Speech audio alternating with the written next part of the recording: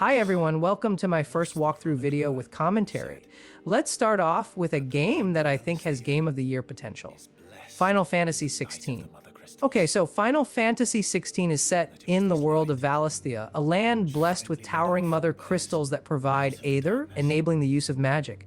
However, the land is plagued by the Blight, a force that threatens to consume everything. The story revolves around Clive Rosfield, our hero, the firstborn son of the Archduke of Rosaria, and his journey through tragedy, revenge, and redemption. Clive's younger brother, Joshua, is the dominant of the Phoenix, a powerful icon, which is a summoned entity, while Clive himself unexpectedly becomes the dominant of Ifrit, another fiery icon. Final Fantasy XVI begins with an intense and cinematic introduction that sets the stage for the epic journey ahead. The game opens with a colossal battle between two icons, Phoenix and Ifrit, showcasing their immense power and destruction.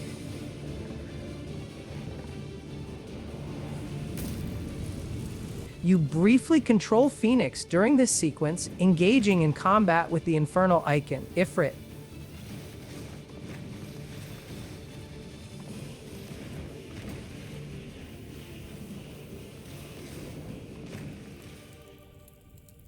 The scene then transitions to Clive Rosfield, the protagonist in the year of the realm 873. He is part of a group preparing for a mission in the Nysa Defile. As the story unfolds, you witness large-scale battles, political tensions, and the introduction of key characters, including dominants, humans who can summon and wield the power of icons.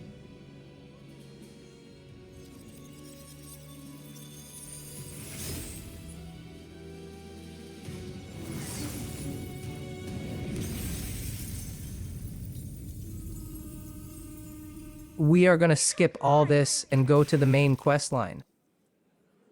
In the first quest, Sunrise Sunset, we are transported into a pivotal moment in Clive Rosfield's past, giving us a glimpse of his youth and his early role in the Duchy of Rosaria. At this stage, Clive is still a teenager, training rigorously to serve as a shield for his younger brother Joshua, who is the dominant of the icon Phoenix. This relationship is central to Clive's story as he feels a deep sense of duty and affection for Joshua. The section begins with Clive undergoing combat training under the guidance of Sir Wade, a knight of Rosaria, who is both firm and encouraging. The training session introduces players to the game's combat mechanics, including basic attacks, iconic abilities, and defensive maneuvers. During this time, Clive demonstrates his determination and skill, striving to prove himself as a capable protector. The training also highlights the respect and camaraderie Clive shares with the knights, as well as the expectations placed upon him as the Archduke's son.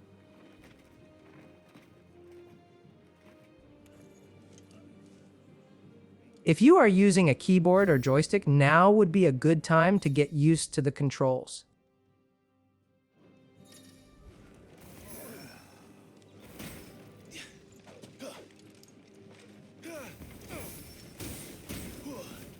Following the training, the narrative shifts to Joshua, showcasing the contrast between the two brothers. Joshua is gentle and kind-hearted, reflecting his role as Phoenix's dominant, while Clive is more physically imposing and duty-bound. The interactions between Clive and Joshua are heartfelt, emphasizing their close bond and setting the emotional foundation for the journey ahead. That's why. You were coughing this morning too. You shouldn't be outdoors. I'll be fine. It's just a cold. Don't push yourself. His Grace has returned! Father's back. Hey.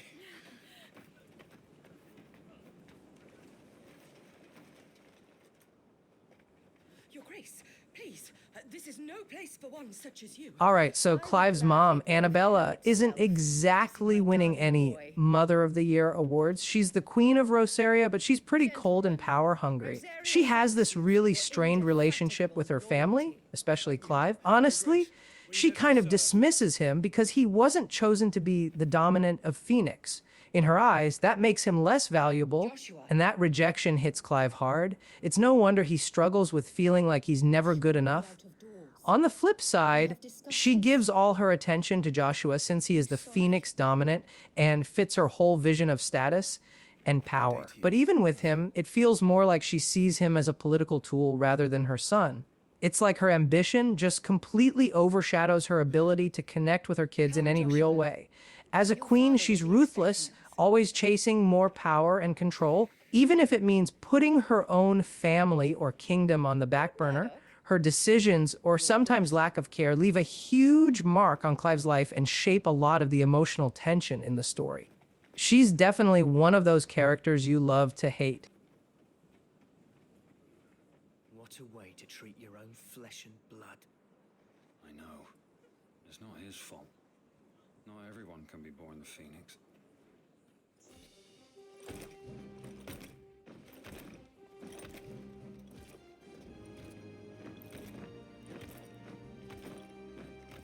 Elwyn, Clive's father, is a stark contrast to his wife Annabella. As the Archduke of Rosaria, he embodies the qualities of a wise and compassionate leader. He governs with fairness and integrity, always prioritizing the welfare of his people and family. His warmth and dedication make him a stabilizing presence in Clive's life. As a ruler, Elwyn is both diplomatic and decisive, striking a balance between kindness and strength. He is unafraid to act firmly when the protection of Rosaria is at stake. His character leaves a lasting impression on the story, and his presence significantly influences Clive's journey. Elwyn represents the ideal qualities of a father and a leader, making his role in the narrative all the more impactful.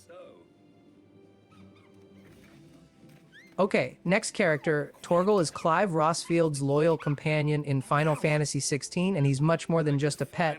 He's a frost wolf who was originally found as a pup by Clive's father, Elwyn, during an expedition. Elwyn brought Torgal back to Rosaria and gifted him to his sons, Clive and Joshua. From that moment, Torgal became an inseparable part of their lives. In battle, Torgal is a valuable ally. He can attack enemies, heal Clive with light restorative abilities, and even execute special moves like Sick and Ravage when commanded. Players can issue commands to Torgal during fights, making him an integral part of the gameplay. If you equip the Ring of Timely Assistance, Torgal can act automatically, adapting to Clive's actions. Your Grace.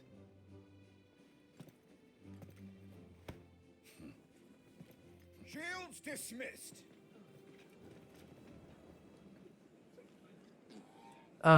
This is where we start the first quest, Sunrise Sunset. Okay, so let's start. The first task here is to go and speak with the king. So we are going to find our way to him. I am using a controller here, so the R button will help me find my way if I am lost. Feel free to explore the area.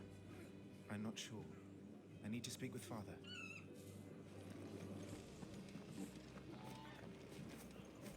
Pick this consumable up right here. Now, proceed to the left through the camp.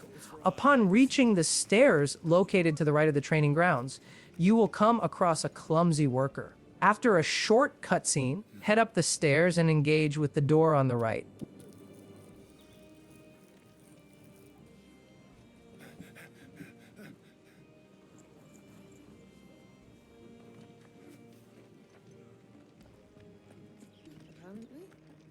This war ends up dragging on. Move ahead and push through the second gate to access the open gardens.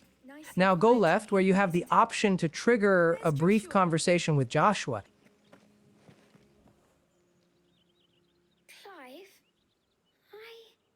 Are you worried about the war? the soldiers will expect the Phoenix to help them, but I don't know if I can. Don't worry, Joshua. Father will guide you. And I will protect you. Always. I know. Thank you, Clive. If you choose not to, proceed past him and ascend the steps to open the large wooden doors. Joshua, and Joshua alone.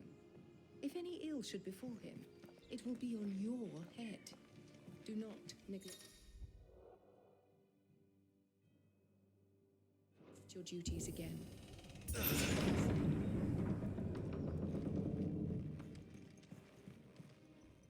At this point, Jill will leave with Torgal, and you will encounter your father and Murdoch. Good luck.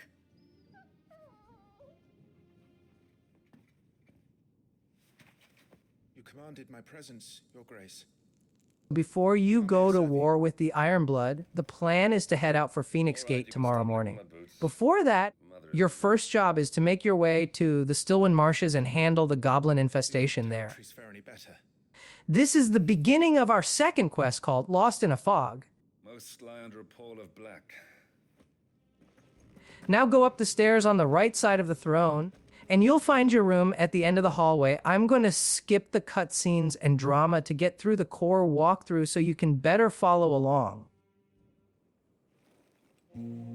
The next day, in the morning, Elwyn sets off with his legion and Joshua, while you, along with Sir Wade and Sir Tyler, head to Stillwind to address the goblin infestation. We ride for Phoenix Gate. May the blessing of the crystals go with us and shield the Firebird's flame forever! Let me know in the comments if you'd like me to dive deep into any specific aspect of Valisthea or its lore. Okay, guys, this concludes the first quest, Sunrise Sunset. If you like this content and would like to see more of this game, drop a comment and please like and subscribe for more. I'll see you in the next one. Bye. Lord Rosfield, allow me. I shall see her safely to Phoenix Gate. Thank you.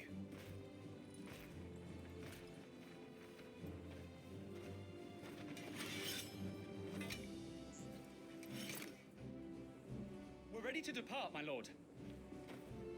May I say what an honor it is to serve alongside you?